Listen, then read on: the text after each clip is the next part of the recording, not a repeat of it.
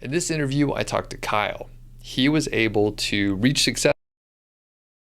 He followed an interesting path where he was an apprentice for some high-level SEOs, and we hear exactly how he hooked himself into that world, was able to learn pretty quickly. The cool part is the results that he's been able to get. So he got an age domain from ODYS. He refers to that as ODYS in the interview here. And within 3 months, he hit $195 in a single month. And then a few months later, he was able, I think like 8 months or so, he hit $2,200. So very fast growth trajectory. And we hear exactly the strategy that he's implementing and the fact that, he's built a kind of a small team and he's looking to grow and potentially do this over and over again. So Kyle does have a landing page and an email list. I hope he has it set up by the time I publish this. I'm pretty sure he does. So be sure to check the link in the description here so that you can hang out with Kyle, ask him questions, and see if some of the services that he can do are a good fit for you. So anyway, without further ado, let's hear the story from Kyle. Hey, what's going on? Doug Cunnington here, and I'm with my new friend Kyle. He emailed me a few weeks ago because he started a site on a age domain, and he was able to hit $197 within the first 3 months. And most recently in March of 2021, he's hit $2,200. Very fast trajectory, and I'm excited to bring him on. Kyle, how are you doing today? Doing fantastic, Doug. Thanks for having me. I'm excited to be here. It's great to meet you. We don't actually know each other that well. We've only talked for about 5 minutes before this, so I'm looking forward to learn from you and hear about your story. So I mentioned some of the results, and I'm curious about your background. So who are you? What were you doing before you got into affiliate marketing? And just a little bit about your background. Yeah, sure. So, I've been doing like digital marketing basically or working in one way or another for the past, I would say 4 or 5 years now. I actually come from like a construction background, nothing, that's it, construction. I wanted to live like the lifestyle, travel the world and all that kind of stuff, and be the digital nomad. So I got into digital marketing about 4 or 5 years ago. And then since then, I've kind of just been traveling around. So I started with drop shipping. That was my first venture. And through drop shipping, I learned a little bit more about SEO, but I did all SEO for like Shopify and stuff like that. Got some pretty good results, which is what got me kind of hooked on SEO. And then about a year and a half ago, I went to the Chiang Mai SEO conference. And then that's where I really got, like, I got the most experience basically starting there about a year and a half ago with affiliate SEO and started to really pursue that. Awesome. And you're located in Thailand, right? Yeah, so I've been based in Thailand now for about the past year and a half. Yeah. Okay. So how was it as far as adjusting to a whole new geography, a different lifestyle? Mhm. Yeah, so I actually moved to Thailand about 5 years ago when it all started, and I moved here just to like I just sold all my stuff, moved to Thailand. I wanted like a fresh start. I had no idea what I was going to do. I had an item on my bucket list, which was to train Muay Thai in Thailand. So I actually came in Chiang Mai about 4 years ago. That's how I started. Trained Muay Thai for the first 6 months living here. I actually ended up having a few fights in Thailand as well. And that's what really kicked it all off. So I already had some, before coming to Thailand this most recent time, I already had some experience with the Thai culture and living abroad. So for me, the transition was pretty easy. And before living in Thailand this most recent time, I was in Colombia for like a year and then Mexico City for about a year. So moving and picking up and starting fresh at that point, I was pretty used to it. So Okay. Wow, the transition was pretty good. that's pretty amazing. So a little 4-hour work week mixed in there, I guess. Basically, yeah. Yeah, that's Okay. exactly it. Yeah. Do you speak multiple languages? So I don't speak Thai, but like from living in Latin America, I did pick up some Spanish as well. Yeah. So I would say conversational in Spanish. Can speak pretty good. Yeah. Awesome. That's pretty cool. That's I it. think we Yeah. could do a whole other episode on lifestyle stuff, but we'll For focus sure. on affiliate marketing here. So Yeah. I am curious where you sourced the domain. I mentioned it was an age domain. And for the people that Mhm. don't know, can you kind of explain like either what an age domain or an expired domain is and what the advantages are to using that compared to starting a site from scratch? Yeah, so basically I'll just talk about like the age domain. So you're right, it is an age domain. So basically just somebody else had a domain that was probably used for like some other business or what have you. And the big benefit is that it's already been around. So for example, the domain that I built it on has already been around for about like 20 years or something like this. So it's been around, it has the authority, it's already been recognized, I guess, within Google. And ideally it's going to have some like really high quality backlinks already built to it. So then the person, I guess, it goes up for auction or something like this, and then you have the chance to buy it and kind of repurpose that domain, basically. Okay. Yeah. Keep going. Yeah. No, I was just going to say I'm not the most tech savvy kind of guy, so I won't be able to like break down exactly the difference. I mean, I might get scolded for giving such a simplified view, but that's just kind of how I look on it. I don't want to overcomplicate it so much. Yeah. Well, I like that approach. I often talk when I have no idea what I'm talking about. So I respect that, Yeah. and we can move on. So people could look up the specific definitions. This was an age domain, and Yeah. we didn't talk about where you sourced it, but I mean, you could mention it here if you want to give that company a plug. Yeah, for 100%. I mean, I highly recommend ODYS. ODYS domains it's an acronym for something I can't remember, but yeah, you've spoken about it before. You have it mentioned in your email list. So that's one of the reasons I was like more confident, because I heard good things about them. Like if I had to go and find an age or an expired domain on my own and go through the whole auction process and all this, I'd be very lost. So the reason why I used ODYS is because number one, from the guys that I had spoken to, they had a good reputation, and they do all the due diligence for you, basically. So it's like you don't have to worry so much about the fine details and what you're getting yourself into and doing all the checks. So I did do some due diligence myself, but they did most of it, right? So obviously I have my own checks before purchasing the domain, but in terms of like checking the history and all that stuff, they do a good job of doing that for you. So they make it really easy, just like turnkey domains, basically.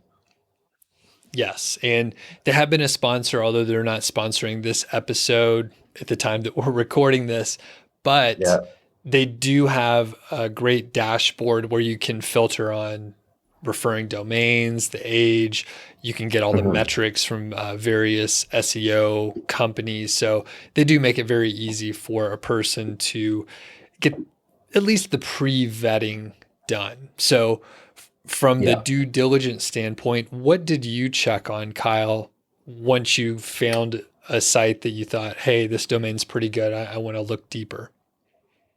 Yeah, so my checks are pretty easy. Like it's not, I mean, I'll check like the Wayback History and all the rest of it. So the main thing that I'm looking at is I'm looking like number one at the like what was the domain previously, and I'm always trying to match up the relevancy as close as possible, right? So if you have a site that's on like shoes, right? Like I'm always gonna keep it like really as relevant as possible. So that's the number one thing I want to know is like what was it before, and then I'm thinking about how can I turn this into like an Amazon or an affiliate site, basically. Then the other big one is also just checking the backlinks. Like, so I check the DR and the backlinks, but one thing that I think you really have to be careful of is actually the quality of the backlinks, and also the anchor text that's being used. So when I'm checking the backlinks, I'm just making sure that they are indeed like high quality backlinks, you know? So just checking like what are the actual sources. I mean, I don't want to get too much into like how to determine the quality of a backlink, but one thing I will say is people that I've worked with other people that have bought age domains, and the backlink quality just isn't there. Like it's not worth the money, basically. So you have to look at it as like, what is the value of these backlinks, and how easy would it be to get these backlinks myself?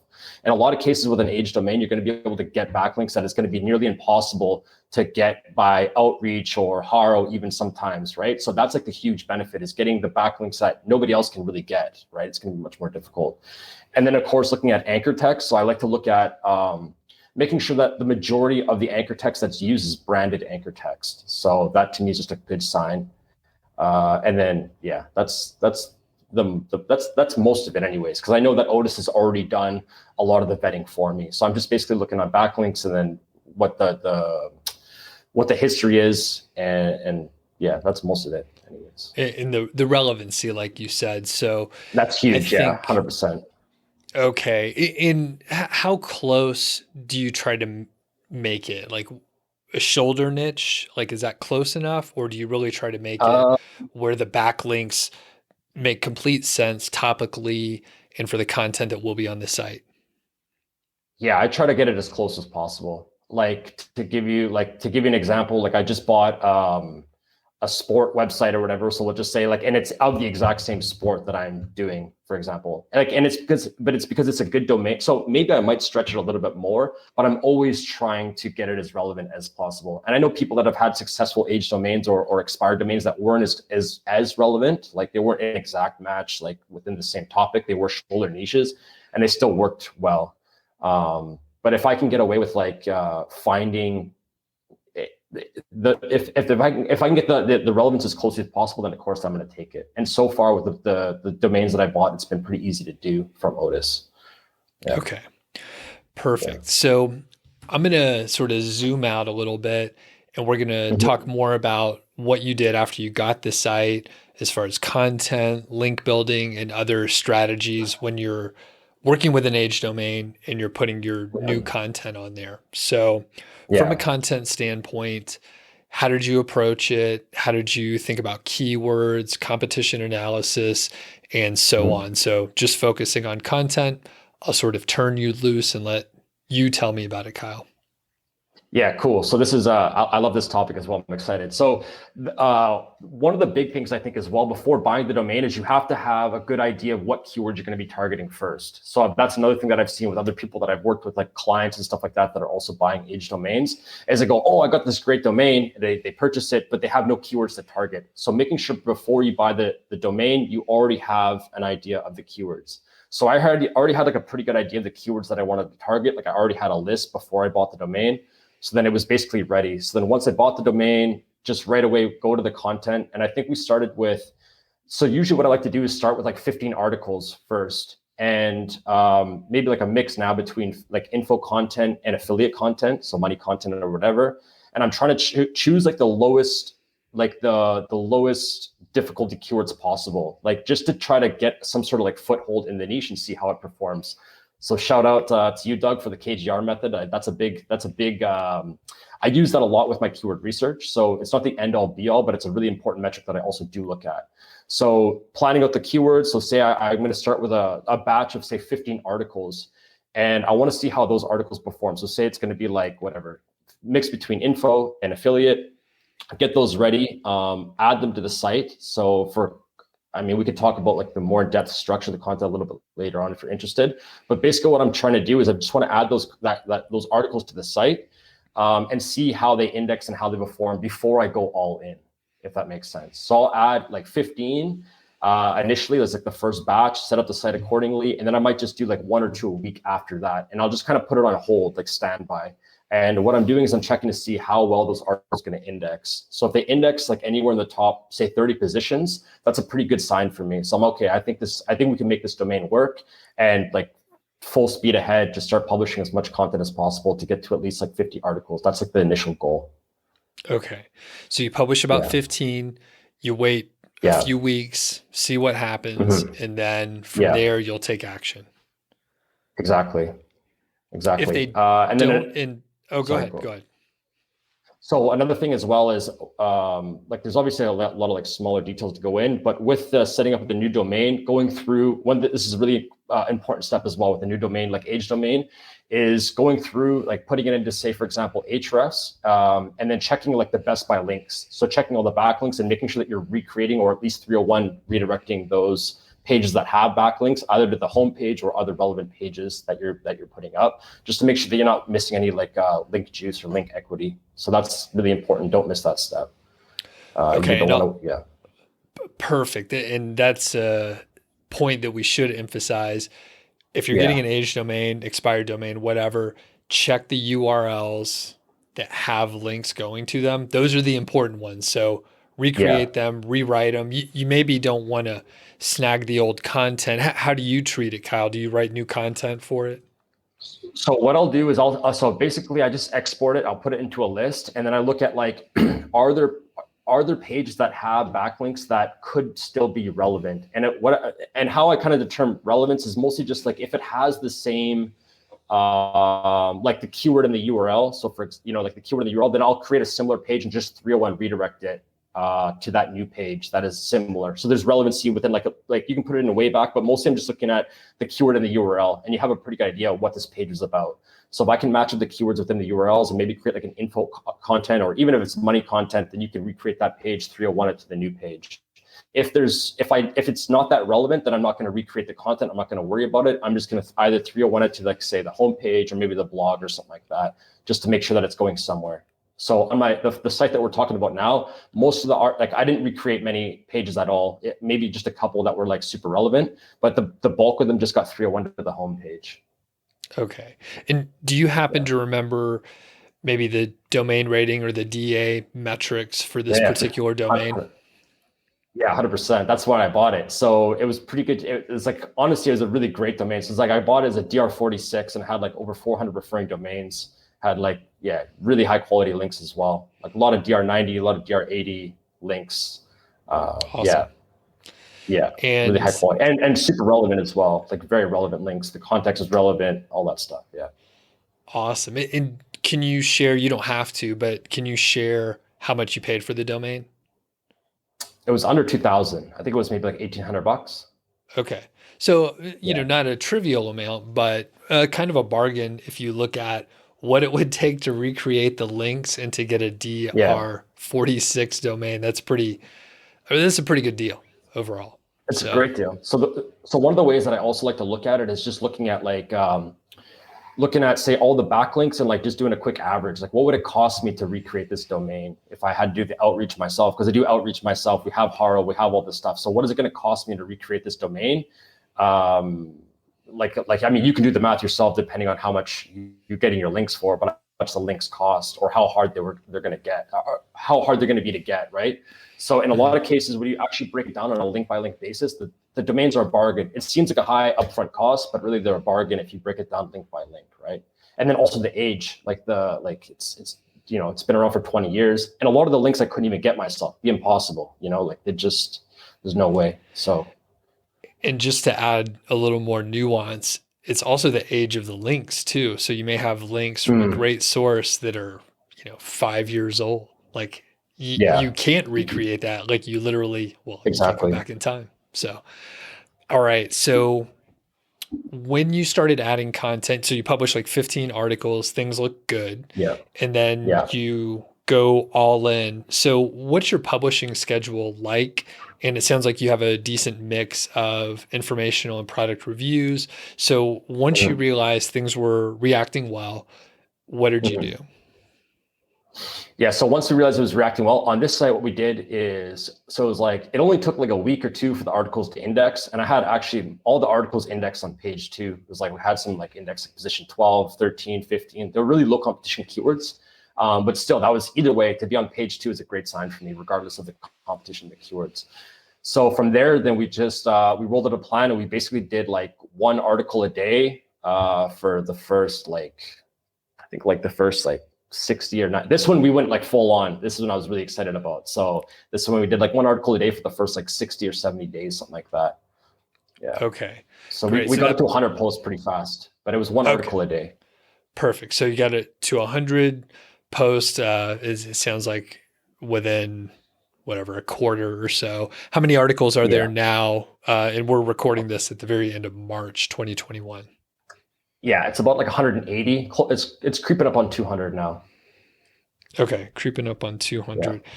Awesome. And just from a, looking forward, and I'll ask you a little bit more about this, but what's the content plan? Are you going to be able to publish like 1,000 articles, or is it a little smaller, or what's your idea around publishing? Yeah, so now we've scaled back a little bit on publishing. So now we're doing about 3 a week. And we'll just kind of keep doing that just consistently. So now when there's like a little bit more budget, so we did 3 a week. And then now after this most recent update, like the Google, the December 4 update, the core update or whatever, notice that, so one we're trying to focus more on info content basically after that update. So we did publish another like 25, but we did that like in a batch. We're still in the process of doing that. So we're still sticking with the 3-a-week schedule, and that's going to be consistent. And then if we have the time and the resources, right, because we have different projects and what have you, then we'll do different batches or bigger batches at once, and we just throw that on as fast as possible. So if we can get 7 or 10 a week, in addition to that, that's great, but it's just to get like the bulk done. So we're doing like an additional 25 info articles on top of the 3-a-week, and we'll just keep rolling with that, and then just monitoring performance basically, and then kind of just take it like on a month-by-month basis, I guess. But we have the capability to get it to, like, the niche is big enough where we could grow to over 1,000 articles. So okay, but it's more so just about earnings. Yeah, the performance of the site in terms of earnings. Okay. And as far as the specific pieces of content, can you tell us a little bit about that? Are there a certain number of words that you aim for informational versus the product reviews, and just formatting some of the ideas that you believe are really valuable for publishing content? Yeah, so number one is we use Surfer SEO for all articles, or like the majority of the articles, right? So we use that to dictate like target word count. So for example, like for like every article before we write it is going to be checked for the top 5, say, competitors, and we'll take like an average of what everybody else is, like what's the average of the top 5 competitors, and that's going to determine our target word count. So then we usually add maybe like 15 to 20% to that. So the only time we don't use Surfer, Surfer is just an on-page SEO tool if anybody's not familiar, but it's pretty well known. Just Google Surfer SEO. The only pages that we're not using Surfer for, like, would be the keywords that are, and this happens a lot in the niche as well, where keywords that are not, nobody else is really targeting them. They might be really long tail keywords, or it's mostly forums on page 1, or the competitors that just really suck, so I don't even want to base anything off them. And that just kind of comes from my own experience. So in that case, what we do is we kind of have like a process for that. And if there is nobody else to compare ourselves to, then we usually go anywhere between 750 to 1,300 words. Obviously, the less words you write, the less your expenses are going to be. So if we can get away with less words, that's ideal. So it's going to be 750 to 1,300 words max. And then using the exact match keyword that we're trying to target, at least 3 times it's in the body, and then always exact match or close. And then like obviously the SEO title, the H1, like those things. Yeah, that's it. So, and then, yeah, so that's it. That doesn't matter for info articles or roundup or reviews or VS. We're basically just basing it off of Surfer and what the competitors are already doing. And yeah, that's it. Okay. And you said it quick, but I just want to make sure I heard it right. So the exact match keyword, you'll use it about 3 times, like once in the title and then a couple times in the copy. So if there's no Surfer, then what we do, like the process is always to use the exact match 3 times within the body. So within the first 100 words, within the last 100 words, and then somewhere in between, somewhere in the middle of the paragraph text. And then we get SEO title. Yeah. So then the important part is it doesn't have to be exact match in the SEO title, but like should be really close. So if it's a plural version, then it's fine. You know what I mean? Like an SEO title. Sure. And then at the H1, we just try to keep it targeted, but like some sort of close variation as well within the H1. So we're targeting more keywords, but it has to be a very close variation of the primary keyword. Got it. Yeah. For the actual formatting of the content, do you use tables? Do you have any specific conversion points, buttons, feature boxes, things that you really like to use? Yeah, so always we follow the same template for every. So we have like info article templates because we have like team writers and editors and all the rest of it. So we have like process around that. So we have various templates that we use. So basically info, and most of the info is how to. I know we're talking about conversions. Let's get to that real quick. So the template for the roundup review, I guess you would say, which is the typical like best article, would be, it's like 50 to 100 words intro, and then right after we have the table with all our top products with the CTAs, right, the big buttons that are nice. Everything is obviously mobile responsive and looks really good on mobile, which is important. And then so you have the table. So the way that we structure it is intro, table with our top 3 or top 5 recommendations. And then after that, we'll have a breakdown of every product. So then every product after the table will have 100 description, 3 to 4 pros, 1 con, and then CTA, another CTA. for the number one product. And then we just do that for the top 10 products. So say you're doing a top 10 roundup, you'll have a description for each one of those products of the top 10 with the pros and cons, and then another CTA.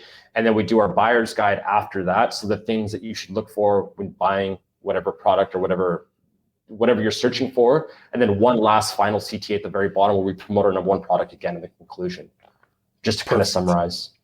Yeah. Okay, great. And if people want to get a similar template, Niche Site Project actually has one like that. The only difference is the buying guide in my template is at the top, but I test and switch things around every now and then. I put all the products at the top and the buying guide at the bottom. I think there's data that shows the buying guide at the bottom works better. And then I think you could probably find examples where someone will tell you that the buying guide at the top works better. But the point is, all that information is there. Tables are good. Calls to action, feature boxes, pros, cons. It's all there. So excellent. Yeah. Any other things about the content that maybe it's a special thing that you do that you haven't heard much about elsewhere? I mean, I think the biggest thing that I would say that I see, like, well, a lot of like what I mess up on sometimes, and I've also seen a lot of people mess up on sometimes, is, and I know like when we're starting like a niche site, we're doing really targeted keywords, right? So just making sure that there's no content overlap. So having a good idea of like the content you're planning, and then making sure that all your articles are like very specific to that one primary keyword. So you don't have too much content overlap. You don't have like keyword cannibalization where you have two keywords competing for the same term.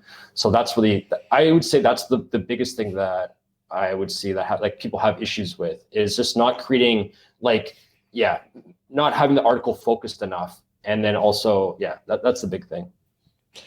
Actually, I mess up on that far more often because I'll hire maybe a content team to test out the company, and they'll find the keywords for me, and then they don't check that I already have a piece of content on that.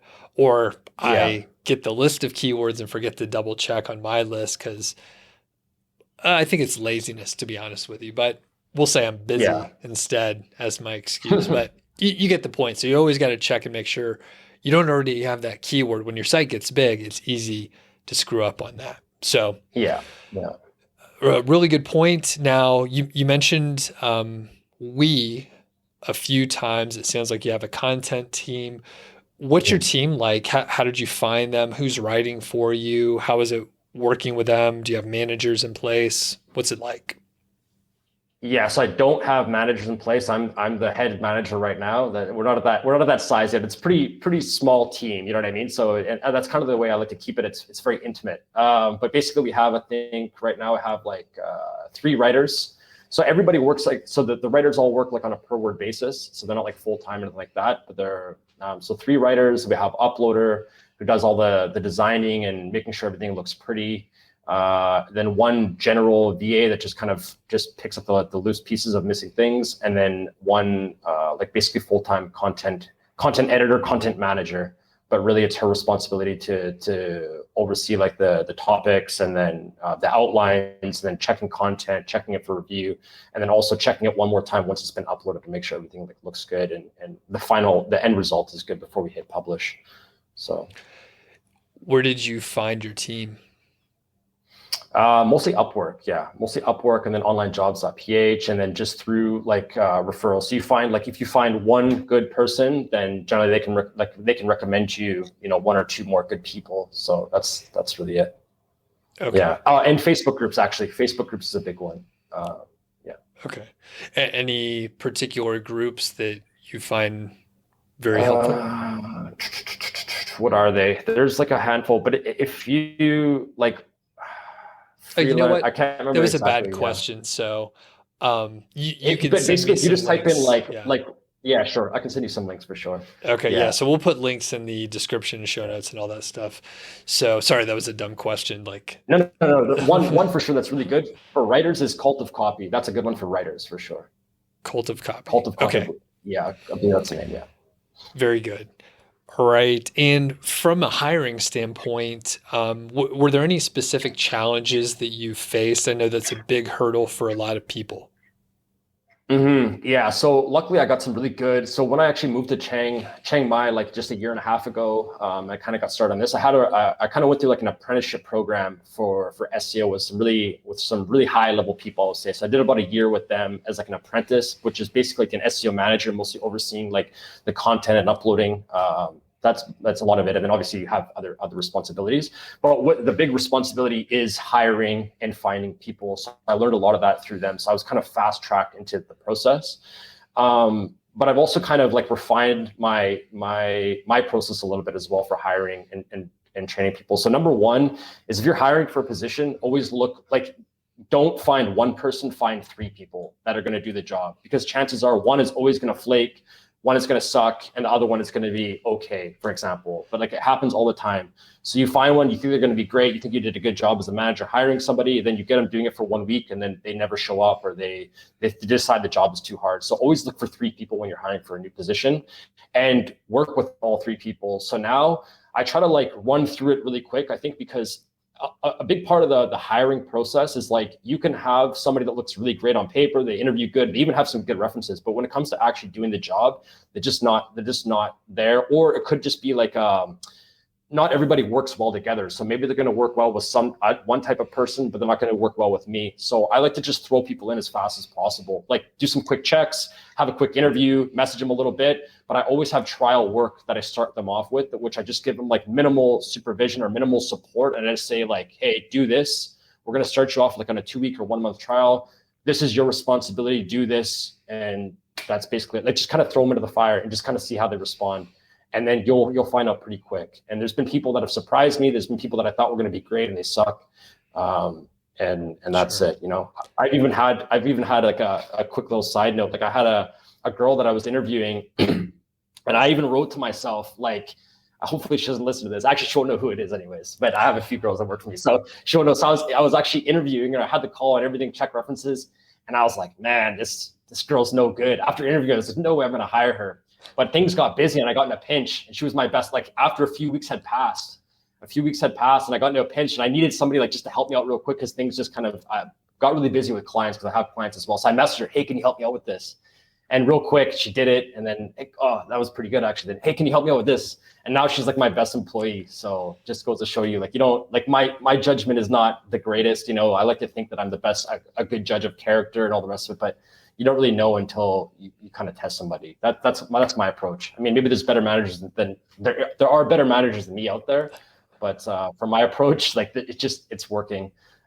Yeah, and I think a lot of it is also looking at like the end result that you're trying to achieve. You know, like as long as you're getting the end result, I'm a big believer in that. As long as we're moving towards our goals, then the finer details, like just look at the end result. Basically, that's what I try to focus on, and the overall performance. Yeah, like. That's a great point. I've interviewed many people in my corporate job, and the interview has very little to do with the performance or what someone can do. Some people just kind of fuck up on an interview. You know, it's stressful in a lot of ways. So there's no better test than have someone do the job, and like you said, get the end result. Does that work? And of course, you know, you have to be able to work with someone. You have to have the right communication style and that sort of thing. But a lot of it's so coachable that as long as they're willing to work with you, you're going to be in good shape. So yeah, at some point in time, I stopped doing interviews at all, and I just throw people, like you said, exactly what they would get on the job. And if it's close enough, like people can be coached. But for me, communication, deadlines, just following directions are some of the most important things. A lot of other things you could teach someone to write, but you can't teach someone to like show up on time. So yeah, just ultimately, like I think the big thing is like they have to care, and they just have to have like good work ethic, you know, and the rest is pretty coachable, like you said. You know, if you care and you have a good work ethic and a good attitude, then you can do pretty good anyways. Awesome. So we talked about keywords a little bit. We talked about writing the content and then your team. Is there anything else on the content side before we move on to talking about links and maybe some other sort of SEO, offsite SEO ideas? Not that I can think of, unless there's anything that you think would be of value or that you're interested in. But I think nothing that I can think of really. Perfect. That means I Yeah. asked thorough questions. So moving Mhm. on to the link building portion, obviously, this domain had something like 400 some odd links. Mhm. Did you build any links or are you planning to in the short term? What's been going on over the last several months here? Yeah, so that's like another, I mean, I look at them at kind of different silos, like link building and content. They don't really overlap very much within the team themselves, and I manage both sides. So we are doing link building. We started doing link building basically from day one. As soon as we saw the articles, like index vol, we knew that the site was going to be a go. We're basically building like 10 backlinks a month to the site and just keeping that like steady. So we do that ourselves, right? With just basic like manual outreach, like a mix between guest posts and then getting links inserted into existing articles. And it's about a 50-50 mix. And then for the link building, it's mostly just about like 30 to 50% of the homepage. And then the rest is just going to inner pages that we want to target, but just mixing them around fairly evenly, like not overly focused on just one page. Okay. Yeah. And as far as outreach, and we'll separate it into two buckets. So Mhm. outreach for sounds like guest post. How do you approach that? And do people ask you to pay some admin fee for the links? And how do you Yeah, deal with that? that's standard. Honestly, that's standard. I mean, it's pretty rare that you're going to get somebody that's not going to want some sort of admin fee, and I kind of just accept that that's part of the business, basically, right? So we will, I don't tell Google or whatever, but yeah, we will pay for links, and that's just part of business, basically. Yeah. So I mean, obviously, we're trying to like for the guest posts, we're trying to give them like good content and good topics that are relevant to the site that is equally beneficial. But in like most cases, they're going to ask for an admin fee. That's just part of doing business. And how much are you paying on average, would you say? And you could give sort of ranges on the domain authority and some of the just overall authority of the site and the quality. Yeah, so it ranges like crazy. Anywhere from you can pay anywhere from $20 to 150 plus. You know what I mean? 200. Like there's no real. And the big thing that I think people kind of expect is like some of the more expensive links might be from like a DR25 or a DR30 site that they're going to be asking for like a lot, and that's it is what it is. And then you might reach out to a DR60 site and you might get it for free. So there's no real like you can't give like an exact. There's no exact. It's totally random, right? It's totally random. Yeah. Like all pricing is basically arbitrary anyway, so it's just up to the webmaster that what they think their site is worth. And some people have a strong emotional connection, and I think there were sometimes you get people that are like DR30 site and has like hardly any like maybe 1,000 visitors a month and it looks like crap and they want like $600 for a link. Like there's no method to it. It's just Gotcha. obviously I'm not going to pay $600 for that link, but it's just Right. part of it. And do you have any tips on finding those sites that you're reaching out to? Yeah, so a lot of it just comes in so number one, I think like with a lot of things, I'm like a numbers I'm like I'm a shotgun kind of guy. Like I like to just do like, just full on or whatever. And I don't like detail so much. So just reach out to like, I think one of the things is reach out to more sites. Like you're not reaching out to enough sites. No matter how many sites you're reaching out to, it's not enough. Just add to that list, And then a lot of it comes down to the how would you say, but like just looking at if you're an affiliate site and you have other affiliate sites in your niche, just look at their domain, like look at their backlinks, right? And then just scrape those backlinks. Like if they're linking to a similar site to yours, and if you want to take that down one step further to save like a little bit more resources, you can also look at the links to a page. So I'm sure your audience is like familiar with like say skyscraper or what have you. Then if you have a competitor that has a skyscraper like article, right, and they have a bunch of links going to that, chances are that you're going to have to create skyscraper as well. Like they might not link to a money page because money pages are going to be harder to build links to. But if you want to filter that down and go for the really easy links to get, you can look at your competitors and look at their money pages and the backlinks that they've built to their money pages, and chances are you can replicate those because those are going to be easier links to build, right? Like because it's not like a real linkable asset. You know what I mean? Most money pages, right? We all know that. So it's not like some crazy calculator that you invented that's really like a linkable asset. You know what I mean? So you can filter down one step further. And that just comes down to like your link prospecting. But ultimately, I Okay. think just grab your competitors, export them all, like put them all into Ahrefs, grab all the referring domains that are do follow, put them into a sheet, filter them. What I do is I filter them by minimum traffic 1,000, minimum DR rating of 25, and then just scrape the emails. Just kind of do it like in just bulk basically, and then just like shotgun outreach for the most part. Okay. And I take Yeah. it, you didn't mention this, but review your competitors, and then you could look at their competitors and so on, and you end up Yeah. with almost an endless number of sites that you can scrape their Mm. backlinks and see where they're getting their links from, right? Yeah, so that's a great point that I think it's really important too, and it goes to backlinks, but also keyword research. So basically, with this site, I have a list. I have a master data, like a master database or list of competitors, and it has over 100 websites in my niche on it, right? All ranging from different DRs, different traffic levels. So this is really important for keyword research. Also, you can filter that list by DR. So what you're going to do is you're going to filter that list by the lowest DR sites that have the most traffic, right? Because they're doing really good for on page, and you can scrape all their keywords because they're low DR site, they have good traffic, scrape their keywords. Then you can do the opposite, and you can go with sites that have high DR because they've done a really great job at link building. So then you can get all the high DR sites, scrape their for backlinks, and then you kind of have a mix of both, and then you can do your outreach and then also your content. That's a simplified version, but it's a good way to look at it anyways. That was brilliant, Kyle. People can just rewind it and listen to what you said again. I'm not Yeah. even going to try to repeat it. So, a Yeah. lot of value in that. All Mm. right. So, from a link building standpoint, you're doing some niche edits. Those are the link insertions. You're doing some guest posts. You mentioned Haro earlier. Is that a piece of the puzzle that you think is really important? Have you done a lot of Haro outreach or link building? So I haven't done it on these sites, but that's also like a sub part of the team, whatever, doing Haro links and doing it mostly for clients and then on other websites as well. So not on the ones that I'm currently working on. So it hasn't been a piece of this one at all. Just because I think Haro's still they're free links, right? For the most part. But again, you have to have the resources and all the rest of it. So it does end up costing you money. So for me, I just didn't think it was a good use of budget on this site because the DR, the backlinks is already strong enough. I'm basically just doing the niche edits and the guest posts to mostly for adding some links to the site over time. But as a whole, I think the site is strong enough. And then using those links just to kind of snipe like specific pages. Because of course with Haro, you can only build links to the homepage. So a lot of the links I'm using them just to snipe target pages. You can't build Haro links to inner pages. So it's not, yeah. So Very good. Got it.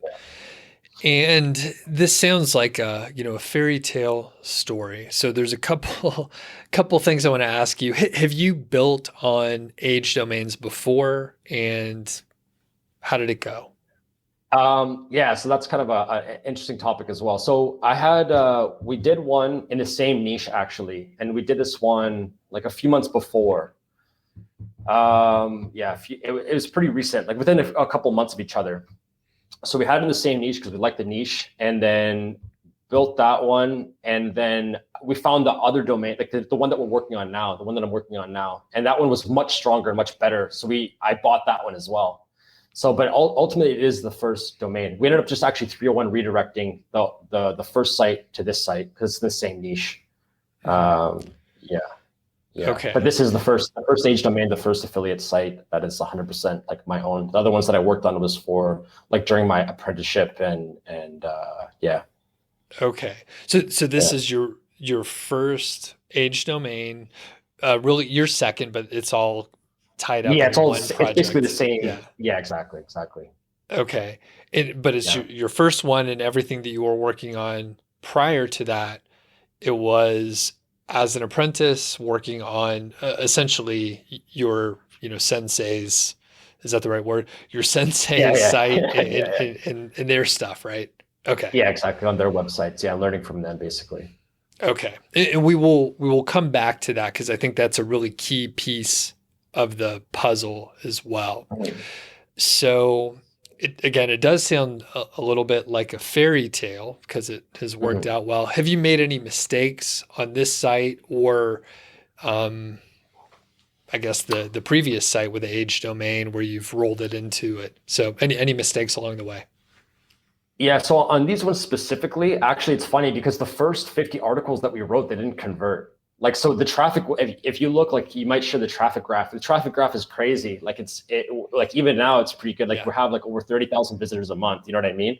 But the like, so all the keywords that we thought, because when I first started, I didn't use Amazon at all. So the first 50 articles that I wrote, it was mostly actually VS articles, like the comparison articles, because it was really low competition. And I thought they were going to convert, like, with a non-Amazon affiliate. They didn't convert at all, so it didn't make like any money. You know what I mean? So that was like, so actually, if I had known that from the beginning, that we would be earning even more now. Because you got to think, like, the first 2 to 3 months were kind of like almost wasted in a sense. On, I mean, it was getting traffic, but it wasn't converting, it wasn't making any money.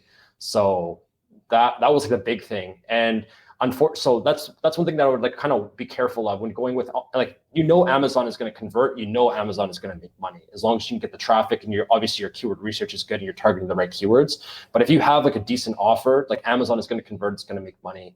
So just be careful when you're doing non-Amazon, because it might not convert. It might look like it's going to be great, or you might find like a non-Amazon, like, so like a share sell offer, and you think, oh, it's crazy, it's got 30% commission or 25% commission. But that only makes money if it converts. And if it doesn't convert, then it's worth nothing, right? So be really careful with that. So, I mean, if you're, and obviously with SEO, it all takes time. So you write an article, it might take 3 months, it might take 6 months to really get some traffic towards it. It might take a year if your site is new. So it would suck to put all those resources into something that's not going to convert. And I wish I had a way to get some golden piece of advice to give you to, like, to try to avoid that, but it's just something that you have to be careful of. And if I knew how to avoid that every time, I'd be rich by now. I'd like, just, it's kind of part of the process. So Yeah. basically, my approach to that was like, I just started publishing. So once I realized those offers didn't convert, basically what I did was I started publishing only Amazon content, because I knew at least I would make some money while I figured out. So basically what I did is, originally it was the first 50, 60 articles was all non-Amazon. And so it's basically 100% like through whatever affiliate program, share sell, whatever else it was, right? And then once I realized it didn't convert, then I switched that completely to 100%, for monetization. It was 100% Amazon. So I was making some money, and then I did the occasional article that I thought might convert, and I waited for that to rank, right? And once it ranked, then I realized, oh, okay, this offer is now converting, and then I switched it. So now I'm doing non-Amazon completely, and now I switched it all over because now I know what's converting. So now you'll see that the earnings is about 60, and it's growing for non-Amazon commission. So now it's about, from non-Amazon, from like the non-Amazon affiliates, about 60, 70%. So, Got it. And we'll keep doing that. We'll do, yeah. Awesome. And a couple key pieces, and you explained it in context that is perfect, but I do try to tell people Amazon converts, even if it's a low commission rate. It's best to start there. If you get traffic, if you can get someone to Amazon, very low friction. Now, in your opinion, Kyle, what do you think the problem was with the offers that didn't convert? Do you know what it was? It sounds like you've identified things that work better. So what do you think the problem was with those early posts? Yeah, it was mostly just like, just poor keyword research, I think. Just poor keyword research. It wasn't targeted enough.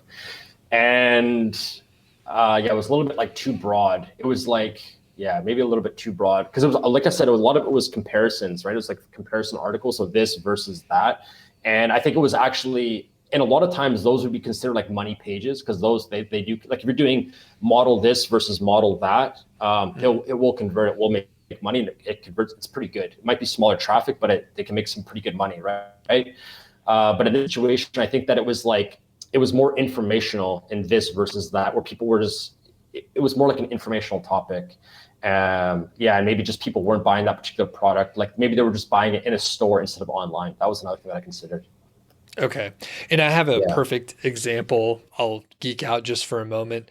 For anyone that plays acoustic guitar, you'll appreciate what I'm about to say, but everyone else won't give a shit. So I recently bought a Gibson LG2, and it's a spruce top, mahogany back and side, really nice guitar made in Bozeman, Montana. And I was also looking at some Martins. I think it was a double hot 17S. Again, we're going deep in the weeds here. So some very specific guitars.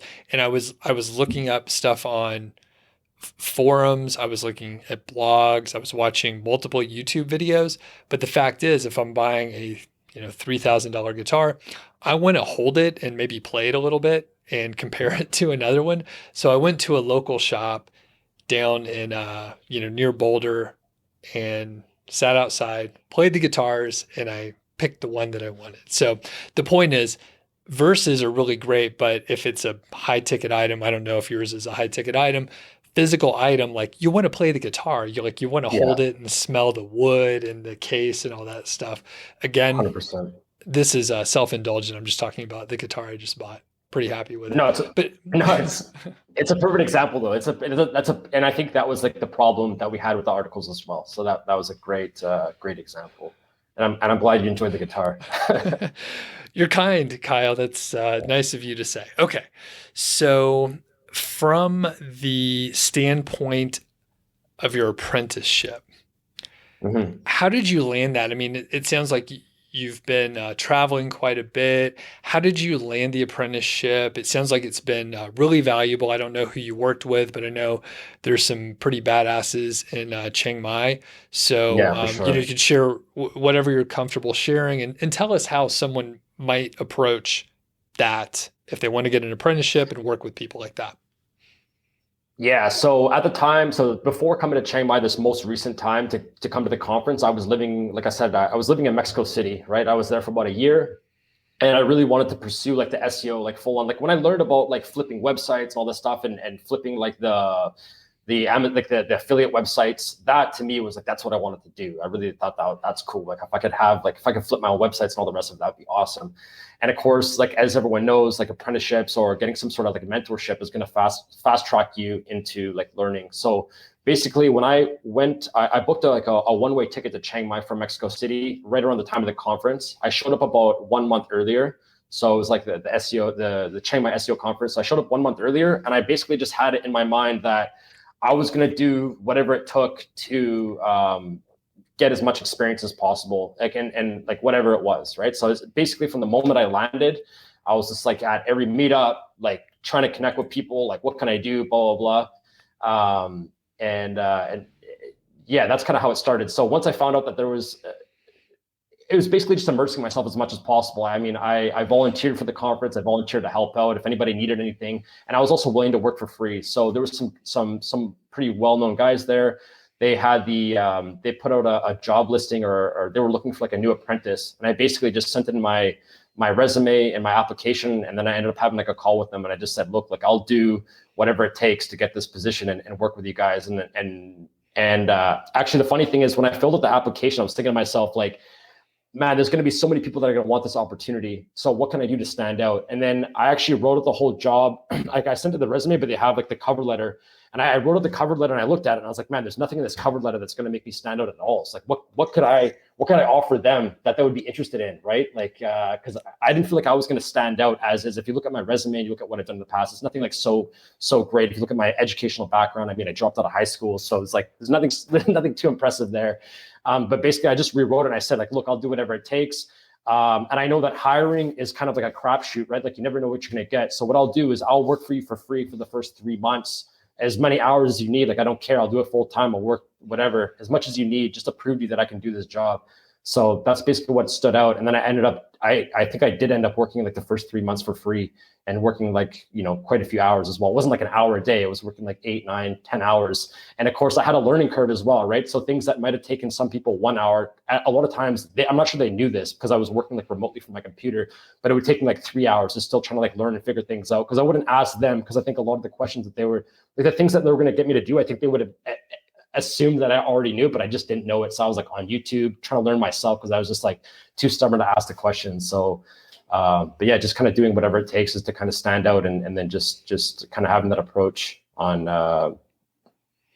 yeah, just giving it everything I had basically. So, Man, and remind us again, how much experience did you have with SEO when you rolled up to the conference and you were telling them, hey, I'll volunteer, I'll do whatever. Yeah, what was your experience leading up to it?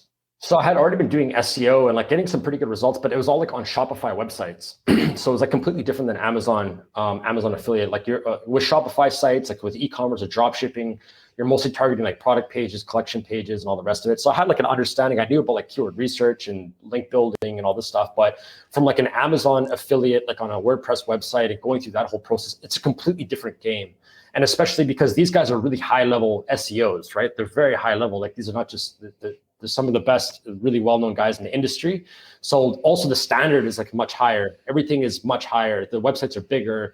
The attention to detail is like, much more extreme than what I was used to. So I had already been doing SEO for about a year, but nothing was compared to like before I did that, I like to think, oh, I know some SEO. I know I've gotten some good results. But when you compare that to what I learned, it's like, man, I was just a baby in SEO. Like, I don't know. And even now, I don't like to look at myself as so much of an SEO professional or an expert. I mean, there's guys that are much better than me, of course. But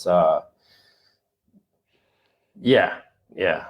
Well said. And I think probably, at least it's working out this way for me, the more you learn, the more you realize you don't know anything. So that's exactly how I feel. Yeah.